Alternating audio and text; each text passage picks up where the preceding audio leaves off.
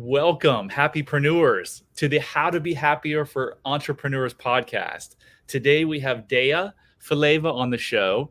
She has helped countless people overcome ADHD without the use of drugs. And we're going to discuss today how she does this. I'm so fascinated. I cannot wait to hear. Welcome, Dea. How are you? Thank you, Brett. I'm great. Thank you so much for having me here. And where in the world are you today? Right now I'm in Bulgaria, my home country. Sometimes I'm in the UK. I travel a lot these days. Okay, beautiful. Well, let's jump right in with a hard-hitting question. Sure. Most entrepreneurs have ADHD, truth or fiction? I think it's definitely true. I think there isn't a single entrepreneur or business owner that doesn't have at least an inclination towards ADHD. Maybe they don't know it. Maybe they haven't been diagnosed or anything like that, but they would have some of the traits at least for sure. And maybe they would even have the diagnosis, or maybe they never needed to have one because they fulfilled their purpose by being an entrepreneur. So why is that? What is it about entrepreneurs and ADHD? It's that creativity. It's that every person with ADHD, first of all, is very, very sensitive and therefore very creative. So those two things are linked. Sensitivity and creativity are linked. And of course, entrepreneurship, having a business, is just as creative as any art. I don't know if you agree with me on that, but I think it's pure art because you create something out of nothing. And so I think to have that drive to be an entrepreneur, you need to be creative and sensitive, and that often goes with ADHD as well. So Dr. Gabor says that the only thing that's genetic about ADHD is that sensitivity that you're born with, and then it's the environment that creates the ADHD as well. So the ADHD symptoms as well. Whoa, So okay. So you just said a lot right there. I mean, there's so much to unpack. This could be like a 3-hour show, right? But we're gonna try to keep it to 30 minutes. So I believe that entrepreneurs start businesses for a couple reasons. I mean, there's probably unlimited, but the real true ones, for me at least, when I look back, is I started a business because I wanted to make a lot of money because I felt unworthy because of my childhood and my environment, right? mm, Secondly, a podcast guest of mine a few episodes ago says that she finds that entrepreneurs start businesses because they want to control things, because they lack control in their childhood, right? mhm. So sensitive people often are the ones who are more affected by childhood environment. Is that right? Yeah, definitely. So I want you to talk more about, and we both love Gabor Mate. I consider him one of my mentors. I've taken some programs with him. I've read lots of his books. So Gabor Mate says that this isn't a ADHD is not something you were born with. So Dea, can you speak to the sensitivity and why it is that sensitive people are more likely to have ADHD, and then where did that ADHD actually come from? Yeah, that's a great question that we can definitely discuss for a long time. Especially, when you talk to someone with ADHD, the conversation usually tends to go on for a longer time. Um, what Dr. Gabor says, it's neither the environment nor the genetics. You cannot have ADHD without genetics, without the sensitivity, and you cannot have it without the environment. So you're born with that sensitivity, and then it's the environment that shapes it. And everything you just mentioned, the need to control, the need to prove yourself because potentially you don't feel good enough or worthy enough, right? That comes from an environment that wasn't attentive enough to your needs. What he also says, you probably remember that, is that it's what it really should be called, or what ADHD really stands for, is attention deficit disorder. So you didn't have enough attention growing up, and therefore you constantly crave it as an adult. So I was only diagnosed with ADHD as an adult. I was never diagnosed as a child. Maybe I would have been hadn't been if I had been raised in the Western world, but in my country, it really wasn't a thing. But it's that lack of attention growing up. So you try to recreate that, constantly crave that recognition. He's a business owner as well. And he says, I want this because I need the recognition. I want the attention. Some people are being called narcissistic as well in relationships. They come across narcissistic again because they crave that attention. And it really is attention deficit. You are born with a certain level of sensitivity. you are you find yourself in an environment which is not as nurturing as it should be. So every child needs a nurturing, stable, consistent environment, right? A child needs one primary caregiver at least for the first few years, ideally for the formative years, the first 7 years of their life. And when that is missing, when there is some disconnect, when there's confusion, I love your dog, by the way, amazing. When there is some confusion, when when there is when you don't have that stability in the environment, when you don't have one primary caregiver, let's say you have multiple caregivers. Sometimes lots of people who are adopted have ADHD. A lot of people who have been through, whose parents are divorced or have been through loss, bereavement, and so on. So there's some element of confusion. Whenever I speak to clients, there's always an element of confusion, something that doesn't make sense to a child's brain. So you have that sensitivity that you're born with, coupled with an environment where something didn't go quite right, which is not stable, which is not safe and secure. And then and that creates potentially can create ADHD. So when I say potentially, somebody may ask, so why does it create it in some cases, in some cases it doesn't? To me, it's about the coping mechanism that one chooses. So some people may develop OCD, for example. Again, OCD, as we know, as you and I both know, is about the need to control. So it's, that's your coping mechanism. That's your way of coping with an environment that isn't perfect, that doesn't make sense, that isn't, that a child cannot cope with. ADHD to me is about escaping to the head, hence the inattentive type develops, or escaping, bouncing off the walls, being hyperactive, or both, but it's escaping, it's fragmenting your mind so that you can really survive an argument, survive abuse, survive loss, survive divorce, etc., etc., survive that lack of caring and nurturing, that lack of attunement. Sometimes it's just about a lack of attunement within the parent and the child. It doesn't mean the parent is incapable or ill-intentioned. Sometimes just about the circumstances. A preoccupied parent, a very anxious parent, can also create the circumstances for ADHD to develop because there's lack of proper attunement and attachment.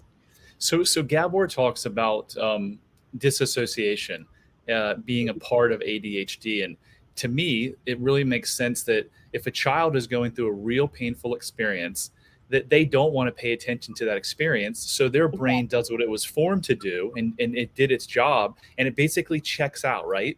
So it checks out from this bad thing that's happening. And so now your brain is programmed to check out, and we as adults just stay checked out. I've never been formally diagnosed either, but I had a chemistry teacher that I can remember this like it was yesterday. He's like, Brad, you have a 3-second attention span. And as a joke, I was the class clown. So I was like, wait, what did you say? I forgot what you just said. But I'm all over the place. And I certainly through business, I've had a lot of ups and downs because I'm all over the place. And I still find myself doing one task and then something comes up and I've got to tell myself like, no, don't get distracted. So I'm probably one of those sensitive people as well. It's just amazing when you hear genetics. I think people want to go to, and we'll get to the dopamine thing in a second, but I think people want to go to the genetics are something wrong with my brain. Well, being sensitive is nothing wrong with you. There's nothing wrong with your brain. It's just a characteristic. It's a gene. It's a trait that you have, right? That you're more sensitive than others. That sensitivity opens you up to so many things, ADHD, but it also affects how you deal with trauma and stress as a child, right? Do you remember the study that Gabor talked about where they were trying to find a trait of super aggressive people and they found something and they're like, I think we've got it. But then they looked in the least aggressive people and that trait was shown too. In the mid-level people, it wasn't. And guess what that trait was? It was sensitivity. So he's like, our prisons are full. You've got these guys, these big brawly guys with tattoos that look tough. Our prisons are full of a bunch of really sensitive people who the trauma affected them more than the kid who didn't have that sensitivity, trait. Fascinating. Yeah, exactly. And that sensitivity, that resilience that, some people don't understand when I try to explain ADHD and they say, well, but, everybody experiences trauma in their life. Everybody experiences hardships and then you just deal with it. And that's exactly the thing. Some of us cannot just deal with it, at least not until we heal and we start to develop that resilience. That child who's hypersensitive and who lacks that nurturing environment doesn't develop that resilience. And again, Cabramatta says, it's not the trauma isn't what happens outside of you. It's not the event. It's not the abuse. It's not the whatever happens outside of you. It's what happens inside of you.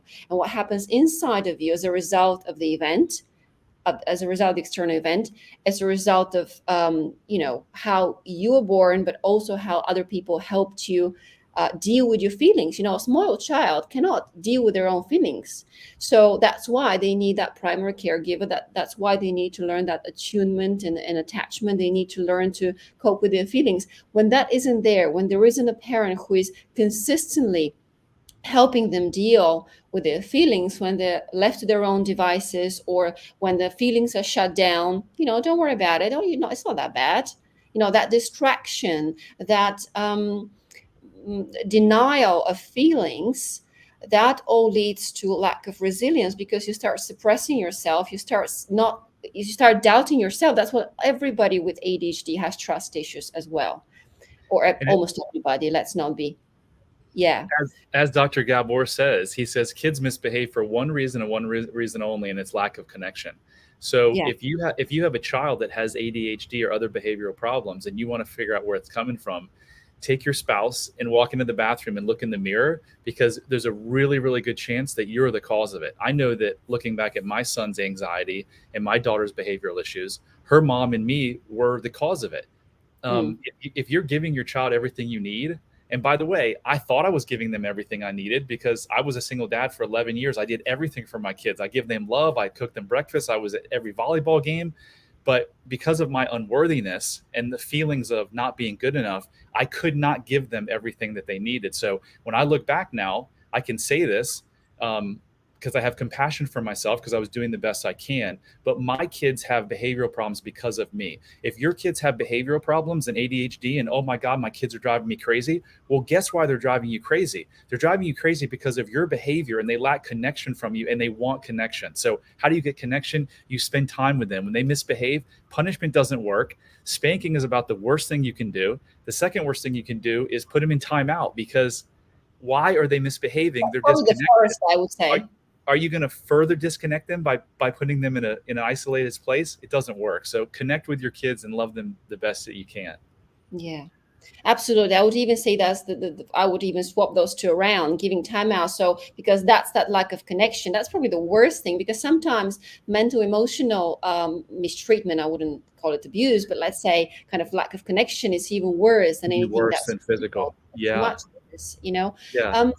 And I just want to kind of make a note for parents there, because I think a lot of people start when you say, I absolutely agree with you, by the way. I absolutely agree with you. And when you understand, when you take responsibility for what you have been through, you have the ability to stop that intergenerational trauma, as we call it, right?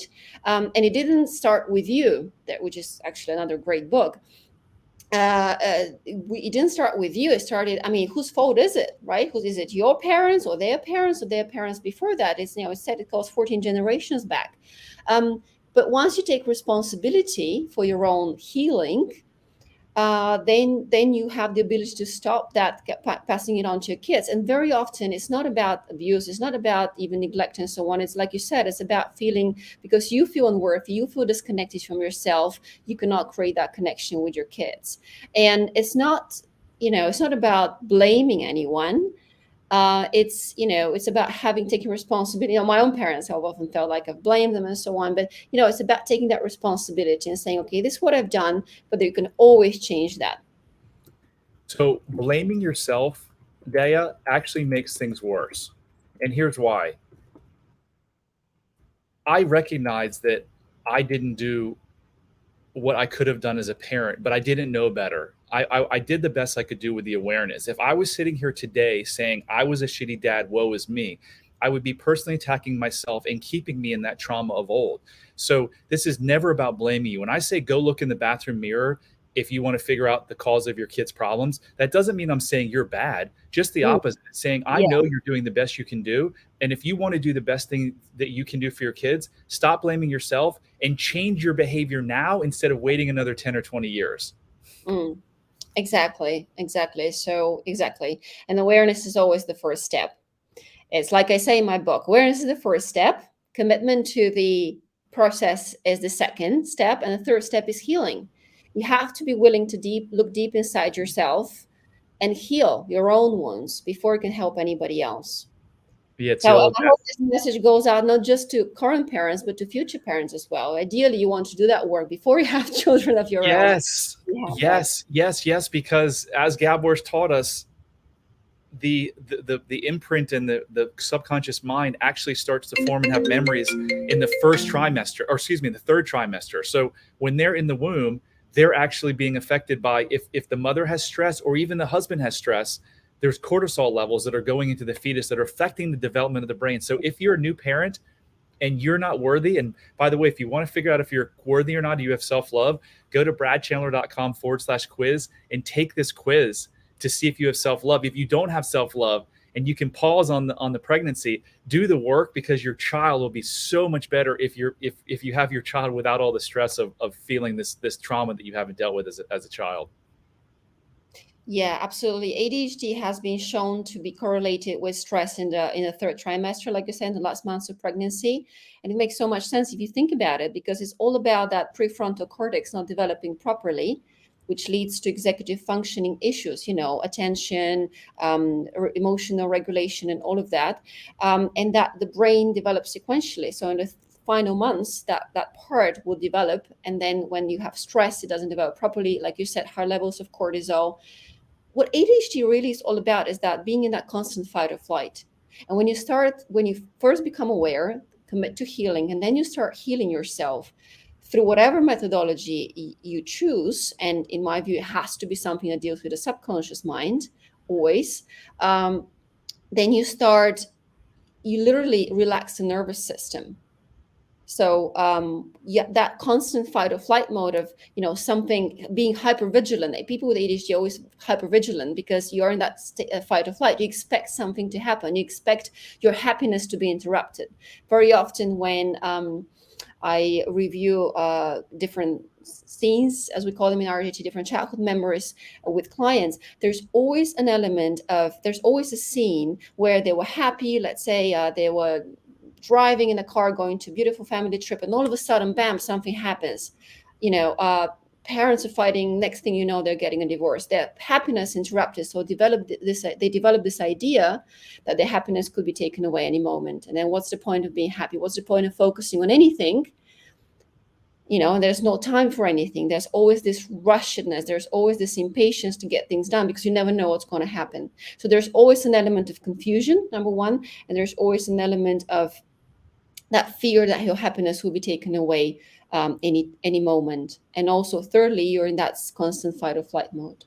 So Dea, let's talk about, if someone has ADHD, let's talk about how can it be fixed? What does Western medicine love to do?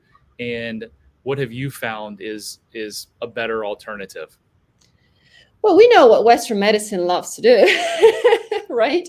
There's a pill for everything. And by the way, just a disclaimer, anybody listens to this and they are already taking pills and they hear this, what I'm about to say, and what we talk about, when I think both stand for, I don't think anybody should just go and stop their pills cold turkey, because that can have detrimental effects. Some of my clients have felt better after our sessions, and then they want to stop the drugs because literally they don't need them. But stopping cold turkey can be very, very, very painful. Not just whatever medication you may be on, anti-depression, anti-anxiety, anti-ADHD, and sometimes we can talk about that as well. They are related. So yes, for ADHD, what's usually prescribed are stimulant medications such as Ritalin, such as Elvance and Vivance. So they have different times of half-life and different kind of, they're long-lasting or short-lasting. They're also non-stimulant medications. Sometimes also SSRI, antidepressant medication, are prescribed for for ADHD as well. But usually, you get prescribed Ritalin or something like that, a stimulant medication. That's what I got at first. And it helps to an extent. It does help you focus. I cannot say it does not help you focus, but what most people report is that sometimes you can be focusing on the wrong thing. So it helps you focus, but that's about it. Maybe it helps you be more kind of controlled and more less emotional because it activates the prefrontal cortex. That's what it does. It raises dopamine and norepinephrine, which is considered to be the main cause of ADHD, that insufficient or inconsistency in dopamine and norepinephrine levels. So when you take a stimulant medication, you actually, counterintuitively, you calm down. I've experienced it myself. Many people experience that same effect. Some people are hypersensitive to stimulants, so they cannot even take medication.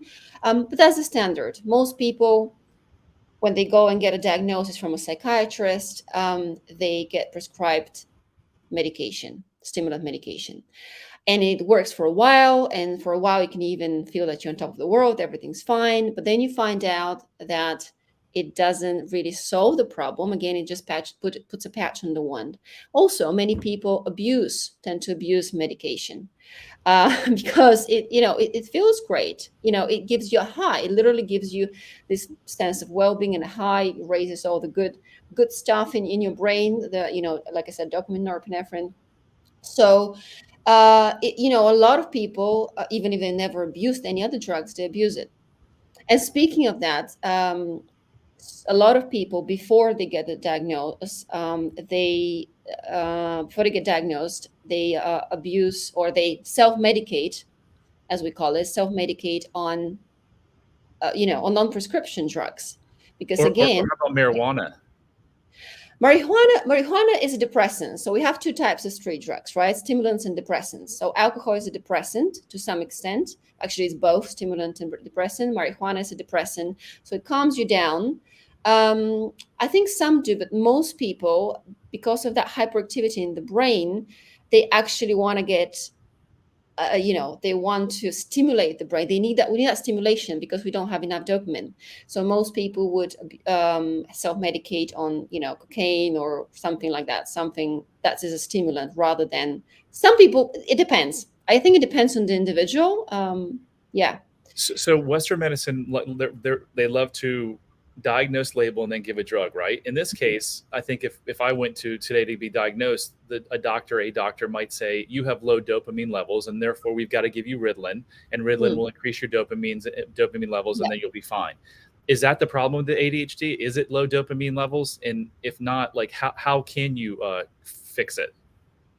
I think the problem with most things that we deal with, if not everything, is that, again, that lack of attunement, that childhood trauma that we go through. And when I say trauma, I don't mean big abuse. Some of my clients, they come to me and they say, well, nothing really, and I was the same, nothing really major happened to me. I wasn't abused. There was no physical or sexual abuse. There was nothing like that.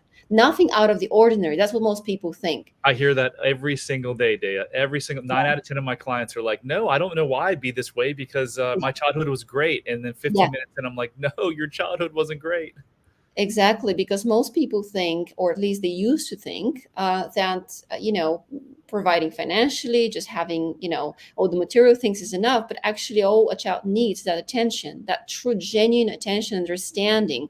A lot of people with ADHD feel misunderstood. There is this, again, the element of confusion, misunderstanding, lack of attunement, denying your emotions, and that is a childhood trauma. So the path to changing that, and the path to calming down the brain while still maintaining that creativity and sensitivity and drive to do something, is to heal. Sometimes when people start with medication, for example, they actually fear that they're going to lose that creativity. So it's maybe the same with people who start on their healing journey. They think, oh well, but if I heal and if I calm down, will I lose that drive to succeed, or that sensitivity or that creativity I have? No, I think you would always maintain it. In fact, I became more creative the more I worked on myself, because I had So, actually suppressed all that. So tell us about yourself. Like were you on Ritalin, and were you diagnosed with ADHD? Did you say as an adult? I was diagnosed when I was 29, almost 30, Okay. a few years ago, and I never, in a million years, would have thought that I have ADHD because I was one of the, if not the best in my school for a long time, for most of my school years. And yeah, and that's well, actually, a friend of mine suggested that I may have it. I had a period of intense stress, both personal, relationship drama, related to work. It was just a huge mess. Mess. The word mess is something you will hear all the time when you work with ADHD, right? There's always the ADHD brain is accustomed to chaos, and that's how I was as well. In fact, when something isn't chaos, we get bored. When there isn't enough stimulation, we get bored. So after that period of intense stress, my brain almost stopped functioning. So the executive functioning, which is already compromised in the ADHD brain, got even worse. What I believe happened, what my amygdala was so hyperactive for such a long time, potentially I probably developed more adrenaline receptors as well. And when that all subsided, something went wrong. I couldn't make a simple decision. I couldn't, I literally mean simple decisions like, do I make my coffee first? Do I get the milk out of the fridge? Wow. What do I do? What do I wear? So I really couldn't function. And I've always been very logical, very analytical. And so I thought, okay, there's something wrong with me. So I started seeking help. I went to my GP. I got an anxiety diagnosis. For just 5, 10, maybe 10 minutes, I spent in his office, and he gave me SSRI for anxiety. And then a friend of mine suggested I'm actually have ADHD. To which, of course, I said, I crazy. I thought people with ADHD are not successful, not, I don't know. I was a good student. If anything, I thought at least you're kind of the hyperactive kid who never sits still and so on. But okay, I thought I was willing to I'll try anything. I went, I got the diagnosis, I got Ritalin. I felt amazing. I was able to focus. I was able to do so many things. So I would still be fast and multitasking, but I would be more sequential, I guess, in the things that I would do. That's what medication does help with. But then at some point, maybe 6 months down the line, I found myself on the full range of modern day medication, like as I call it, SSRI, Ritalin, even I think Valium for anxiety. Wow. I still had some kind of panic, and it felt that I had to take this to function. And I said to myself, I don't want to do this for the rest of my life, just to be able to function, to stay in a job. I was still working in the corporate world, to stay in a job which doesn't satisfy me. Although I found a new job, I got a pay raise. So again, the medication puts a patch on the wound, and you may function better for a little while, but it doesn't solve the problem. And so one day I thought, I don't want to do that for the rest of my life. And I kind of really wanted to find an answer. And, the universe responded. And then I found another psychiatrist who was also an EFT, emotional freedom technique practitioner, a psychologist, absolutely amazing individual. And he helped me deal with the trauma I had as an adult. And from then on, I was hooked. I felt so different within days. And I thought, the world has to know about this, first of all. Secondly, I started experimenting with self-healing, self-hypnosis. I didn't even know what I was doing at the time, but I Dea, you mentioned trauma as an adult. You meant trauma as a child? say again. You said trauma as an adult. Did you mean to Initially, say? initially, initially, we worked on adult trauma I had, but then Okay. I had a feeling that there was something much, much deeper. And that came later on. That part of the healing came maybe when I discovered RTT, um, rapid transformational therapy. Yeah, I that's when I really, really dug deep into my childhood. I started remembering things. Again, many people with ADHD do not remember a lot of their childhood, either because like again, nothing much happened, or because it was so painful that you had to repress it. So many people would say, Because you broke up a little bit. People that don't remember their childhood, it was so uneventful, or there were such painful things that they had to exactly. repress. Exactly. So it's one or the other. And lots of people, as you know, not just ADHD, but with trauma in general, that's why all these things are so similar, right? People don't remember. So my first experience was with EFT. I worked on adult trauma I had, but I knew that linked to something deeper. I knew it linked to a childhood trauma I had. So I started experimenting, researching NLP, EFT. Then I came across RTT. I finally became a practitioner a few years ago of RTT, EFT, and NLP. But Wow. even before that, I was researching, and it's been a constant self development in the last years. And sometimes I'm sure you've experienced that as well, Brad. You think, oh, okay, I'm fixed now, I feel great, and then there's something else, and something else, and something else. It's that constant work on yourself that leads you to become a more fulfilled, happier individual, right? And that constant understanding of what it is that happen. And with ADHD, again, there are many different things. It's not one thing. It's usually not one major event or a sequence of kind of the same events. It's usually a combination of factors. That's why the brain is so confused, so fragmented. It really is a fragmentation of the brain, right? So tell us. So number one, you're not on any drugs right now, and you're functioning great. Is Yeah, that just okay? If someone that's is right. I take if supplements. anyone's listening to this who is struggling with ADHD or thinks they have ADHD and they don't want to go the traditional, Western medicine route of drugs, what should they do? Heal. Always heal. So again, um, first step is awareness, and talking therapy can help for that, reading self-help books, meditation, body work. But at some point you actually need to fix what went wrong. You need to understand the trauma and change it, reframe it. So for me, I use a combination of RTT, EFT, rapid transformational therapy, emotional freedom technique, some NLP techniques, breath work, meditation. I combine body work because the trauma, as we know, stays in the body. So something that works with the body is important as well. It's not just in the mind, it's a combination of mind and body, and even spiritual development, if you wish. So Finding so your purpose is a big part of it as well. Finding something, if you're not an entrepreneur already, or maybe you are in business but you're not doing what you love, finding what you truly love is really important, because that's what's going to drive you every day. And then the so so final.